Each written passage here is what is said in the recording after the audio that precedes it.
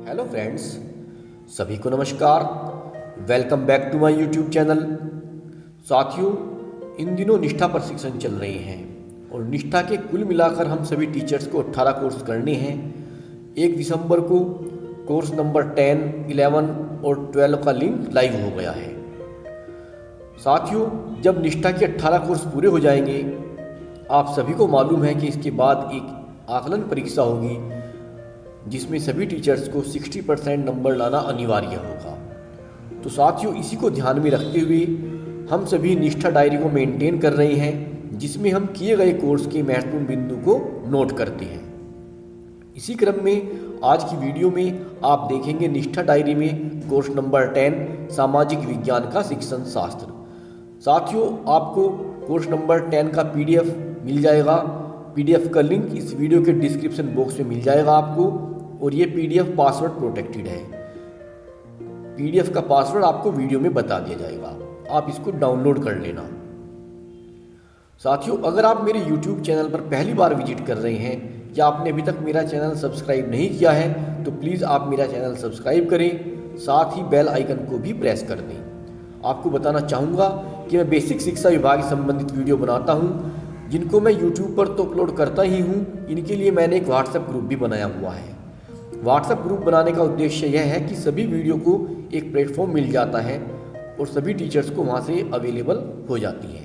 अगर आप इस व्हाट्सएप ग्रुप में जुड़ना चाहें तो आपको व्हाट्सएप ग्रुप का लिंक भी इस वीडियो के डिस्क्रिप्शन बॉक्स में मिल जाएगा, आप वहाँ से ज्वाइन कर सकते हैं। तो शुरू करते हैं आज की वीडियो और देखते हैं कोर्स नंबर 10 सामाजिक विज्ञान का शिक्षण शास्त्र के महत्वपूर्ण बिंदु। आपको इसका PDF डाउनलोड कर लेना है और PDF का पासवर्ड मैं वीडियो में बता दूंगा। तो शुरू करते हैं और देखते हैं आज की वीडियो। कोर्स नंबर 10 भाषा का शिक्षण शास्त्र। सबसे पहले आता है मॉड्यूल की रूपरेखा। भाषा सीखना और सीखने में भाषाई केंद्रीयता, भारत में भाषा सीखने सिखाने की स्थिति, शिक्षा नीति में भाषा त्रिभाषा सूत्र और बहुभाषावाद। पहली, दूसरी और तीसरी भाषा के रूप में भाषाओं का शिक्षण, भाषा शिक्षण और अधिगम के प्रति फलों को पूरा करने के उद्देश्य हैं। भाषा कौशलों का शिक्षण, सुनना, बोलना, पढ़ना, लिखना, अंग्रेजी और हिंदी में चित्र के साथ व्याकरण, शब्दावली और साहित्यिक पाठ्य सामग्री का शिक्षण। ये सब इसकी रूपरेखा में दिया गया है। इसके बाद आता है अधिगम के उद्देश्य। पहला बताया गया है भाषा शिक्षा के विभिन्न पक्षों को समझना, शिक्षकों को साक्षरता और भाषा सीखने के लिए एकीकृत कौशल के दृष्टिकोण के साथ परिचित कराना। इसके बाद आता है अध्ययन के विभिन्न चरणों में भाषा के लिए शिक्षण अधिगम हेतु सीखने के प्रतिफल और शैक्षणिक प्रक्रिया की एक रूपरेखा बनाने में सक्षम होना।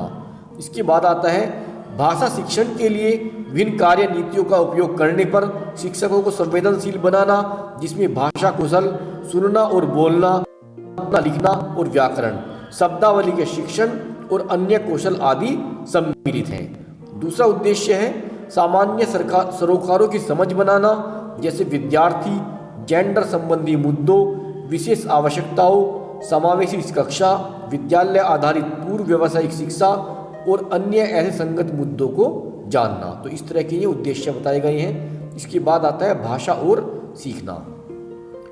भाषा सभी मनुष्यों और समाज का एक अनिवार्य हिस्सा है। प्रत्येक बच्चा अपनी मातृभाषा, पहली भाषा को स्वाभाविक रूप से किसी गंभीर प्रयास के बिना सीख जाता है।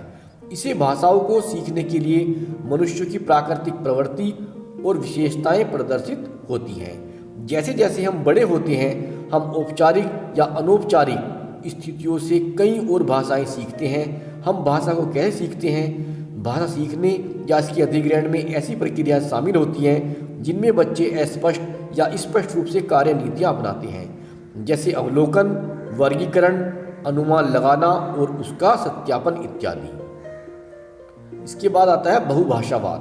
बहुभाषावाद भारतीय पहचान को बनाने वाला घटक है। बहुभाषावाद एक प्राकृतिक घटना है जो सकारात्मक रूप से संज्ञानात्मक लचीलापन और विद्वानों की उपलब्धि से संबंधित है। हाल में किए गए कई अध्ययनों में संज्ञानात्मक वृद्धि और विद्वानों की उपलब्धि के साथ द्विभाषावाद के सकारात्मक संबंध को प्रभावी ढंग से प्रदर्शित किया गया है। द्विभाषी बच्चों को न केवल कई अलग अलग भाषाओं पर नियंत्रण होता है, बल्कि शैक्षिक रूप से अधिक रचनात्मक और सामाजिक रूप से कहीं अधिक सहिष्णु भी होते हैं। इसके बाद आता है पाठ्यचर्या में भाषा। भाषा को सीखना विज्ञान, पर्यावरण अध्ययन, सामाजिक विज्ञान, गणित आदि सीखने के साथ होता है। भाषा के माध्यम से विचारों और पाठ्य सामग्री को संप्रेषित किया और समझा जाता है।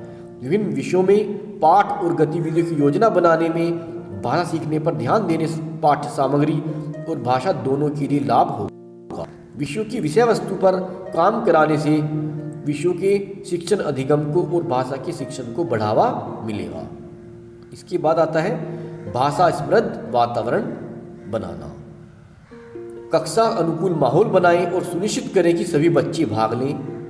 बच्चों की भाषा सीखने को दैनिक जीवन, संस्कृति और समाज से जोड़ें। कक्षा में साझा कार्य, समूह कार्य, प्रभावी ढंग से बातचीत जैसी गतिविधियों की योजना बनाएं और उपयोग करें। पढ़ने, साथ में पढ़ने और अध्ययन समूह को बढ़ावा देने के लिए कक्षा पुस्तकालय बनाएं। सभी 4 कौशलों को सिखाने के लिए एक कार्यनीति के रूप में रोल प्ले और कहानी सुनाने के तरीकों का उपयोग करें। दैनिक जीवन में घटने वाली घटनाओं पर सार्थक चिंतन करें। कक्षा में मीडिया सहयोग जैसे पत्रिकाओं, समाचार पत्र, ICT आदि का उपयोग करें। इसके बाद आता है बच्चों के लिए साहित्य। बच्चों के पास उन पुस्तकों तक पहुंच हो जो उनके साक्षरता कौशल को बढ़ाने के लिए है।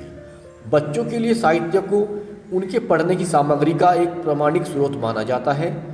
बच्चों के लिए साहित्य का चयन उनकी उम्र, रुचि, भाषा और उपयुक्त विषयों को ध्यान में रखते हुए करना चाहिए। बच्चों के लिए आवश्यक साहित्य इस प्रकार के हो सकते हैं। आरंभिक पाठकों के लिए चित्र पुस्तकें और पढ़ने की शुरुआत वाली किताबें। परिचर्या की कहानियाँ, परियों की कहानियाँ, पशुओं की कहानियाँ, लोक कथाएँ, कविताएँ और गीत, मिथक और किंवदंतियाँ, क्लासिक कहानियाँ, यात्रा संबंधी और साहसिक कहानियाँ, ऐतिहासिक नायकों और नायिकाओं की कहानियाँ।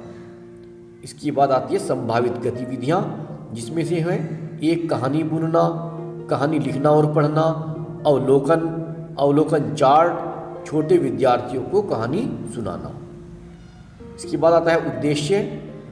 लक्ष्य भाषा को सार्थक स्थिति में लाना, सामाजिक व्यक्तिगत गुणों का विकास करना, सहानुभूति, समानुभूति, साथी की भावना आदि जैसे मूल्यों को विकसित करना, कला, भूमिका आदि के माध्यम से विद्यार्थियों को व्यक्त करने में मदद करना, समझ के साथ LSRW व अन्य कौशल विकसित करना, रचनात्मकता और कल्पना को बढ़ाना, आलोचनात्मक और विश्लेषणात्मक चिंतन। साथियों, इस PDF का पासवर्ड है 4444, यानी कि 4 टाइम 4। इसके बाद आता है पढ़ने का कोना। कक्षा में पढ़ने के कोने का निर्माण करने से भाषा अधिग्रहण सीखने के लिए एक वातावरण बनाने में मदद मिलती है। पढ़ने के कोने में विभिन्न प्रकार की किताबें रखनी चाहिए और यह बच्चों के लिए सुलभ होनी चाहिए। बच्चों को स्वतंत्र रूप से और उनकी रुचि के अनुसार पुस्तकों का चयन करने और उन्हें पढ़ने के अवसर प्रदान किए जाने चाहिए। इसके बाद आता है प्रिंट समृद्धि वातावरण। प्रिंट समृद्धि वातावरण साक्षरता और भाषा सीखने का एक अभिन्न अंग है। इसमें बच्चों के लिए संदर्भ आधारित और प्रासंगिक सामग्री शामिल है। इसे बच्चों और शिक्षकों द्वारा एक साथ चुना जा सकता है। चित्र, तुकबंदी वाली कविताएं, कहानियां आदि, जिसे समय समय पर बदलने के कुछ सुझाव निम्नलिखित हैं। बच्चों को चित्र देखने के लिए पर्याप्त समय दें। चित्र पोस्टर से बच्चों को चीज़ों, व्यक्तियों और घटनाओं के बारे में बात करने के अवसर मिलते हैं। कक्षा में बच्चों की कल्पनाशील दुनिया और रचनात्मकता को जगह दें। उन्हें अपनी कविताओं, कहानियों और संवादों को बनाने के लिए प्रोत्साहित करें। बच्चों को खुद को अभिव्यक्त करने और चित्रों के आधार पर लिखने के लिए प्रोत्साहित करें। इस लेखन में सिर्फ ड्राइंग लाइनें, आविष्कृत, वर्तनी या पारंपरिक लेखन शामिल हो सकते हैं। इसके बाद आता है भाषा सीखने के उद्देश्य और सीखने के प्रतिफल। इसके बाद आता है फिर कक्षा में नियोजन या प्रक्रियाएं। पढ़ने से पहले बच्चे गृह कार्य करने के बारे में जोड़ें। समूह में अपनी पसंद और नापसंद के बारे में चर्चा करते हैं और उसे पूरी कक्षा के साथ साझा करते हैं।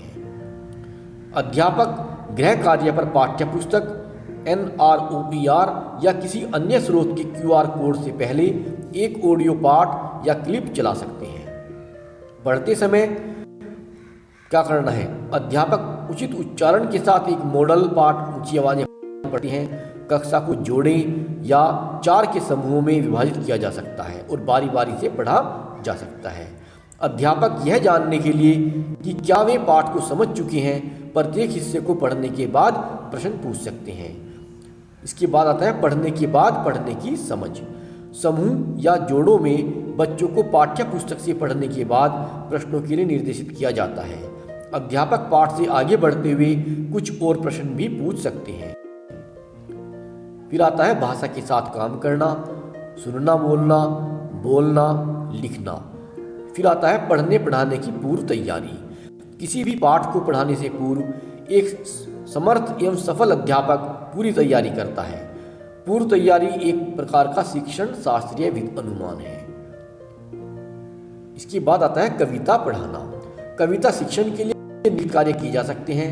किसी भी अनुभव के बारे में बात करने के लिए बच्चे को प्रोत्साहित करें जो कविता के विषय से संबंधित हो।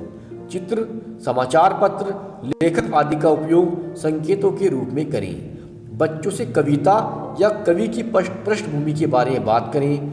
कविता को जोर से पढ़ें और जरूरत पड़ने पर कविता के विचारों को संक्षेप में बताएं। तो साथियों, ये थी आपके सामने कोर्स नंबर 10 का डायरी संबंधी बिंदु जो आप अपनी डायरी में नोट कर सकते हैं।